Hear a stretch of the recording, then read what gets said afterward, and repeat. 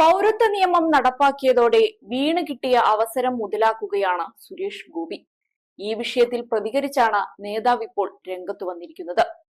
നിയമം കേരളത്തിൽ നടപ്പാക്കില്ലെന്ന് പറഞ്ഞ മുഖ്യമന്ത്രി പിണറായി വിജയനെതിരെയാണ് സുരേഷ് ഗോപിയുടെ ഈ വരവ്.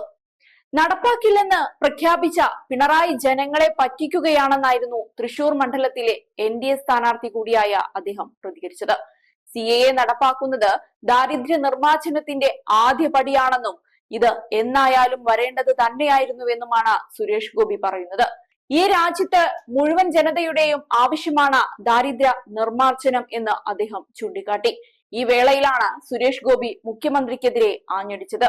ഇത് രാജ്യത്തിന്റെ ആവശ്യമാണ്, കേരളം രാജ്യത്തിന്റെ ഭാഗവുമാണ്, അതിനാൽ തന്നെ ഇതും ആവേശത്തോടെ സ്വീകരിക്കപ്പെടും, നിങ്ങൾ നോക്കിക്കോളൂ. തെരഞ്ഞെടുപ്പിന് ഉറപ്പായും ഇത് ഗുണം ചെയ്യും. എന്നാൽ തെരഞ്ഞെടുപ്പിനല്ല, രാജ്യത്തിന് തന്നെ ഗുണം ചെയ്യാനാണ് CAA എന്നും പ്രചരണത്തിനിടെ സുരേഷ് ഗോപി മാധ്യമങ്ങളോട് പ്രതികരിച്ചുകൊണ്ട് പറഞ്ഞു. നേരത്തെ മുഖ്യമന്ത്രി പിണറായി വിജയൻ പൗരത്വ ഭേദഗതി നിയമം ഒരു കാരണവശാലും കേരളത്തിൽ നടപ്പാക്കില്ലെന്ന് വ്യക്തമാക്കിയിരുന്നു. സംഘപരിവാറിന്റെ ഹിന്ദുത്വ അജണ്ടയുടെ ഭാഗമാണ് ഇതെന്നും ഈ വർഗീയ വിഭജന നിയമത്തെ കേരളം ഒന്നിച്ച് എതിർക്കുമെന്നും പിണറായി പറഞ്ഞിരുന്നു. തുല്യ അവകാശങ്ങളുള്ള ഇന്ത്യൻ പൗരന്മാരെ പല തട്ടുകളാക്കാനുള്ള ഈ നീക്കം ഒറ്റക്കെട്ടായി എതിർക്കപ്പെടണം.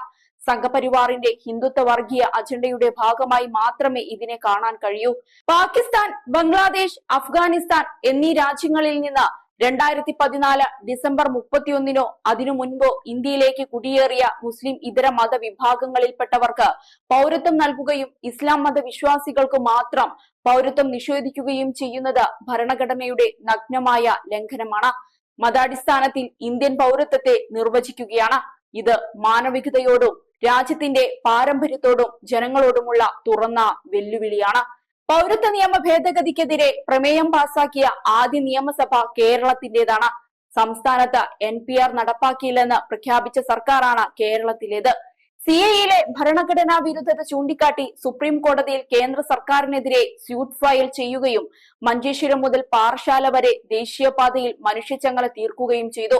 ജനകീയ പ്രതിഷേധങ്ങളും വിമർശനങ്ങളും കണക്കിലെടുക്കാതെ വർഗീയ അജണ്ട നടപ്പാക്കുമെന്ന വാശിയാണ് സംഘപരിവാർ കാണിക്കുന്നത്. മുസ്ലിം ന്യൂനപക്ഷങ്ങളെ രണ്ടാം തരം പൗരന്മാരായി കണക്കാക്കുന്ന പൗരത്വ ഭേദഗതി നിയമം കേരളത്തിൽ നടപ്പാക്കില്ല എന്ന് പലവട്ടം സർക്കാർ ആവർത്തിച്ചതാണ്. അതാണ് ഇപ്പോഴും അടിവരയിട്ട് പറയാനുള്ളത്. ഈ വർഗീയ വിഭജന നിയമത്തെ എതിർക്കുന്ന കാര്യത്തിൽ കേരളമാകെ ഒന്നിച്ചു നിൽക്കുമെന്ന് മുഖ്യമന്ത്രി BJPക്കും കേന്ദ്രത്തിനും നേരെ തുറന്നടിച്ചുകൊണ്ട് പറഞ്ഞു.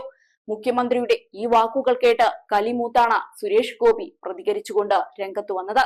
ഏതായാലും കേരളത്തിൽ CAA നടപ്പാക്കുമെന്നത് സംഘപരിവാറിന്റെ വെറും വ്യാമോഹം മാത്രമാണ്.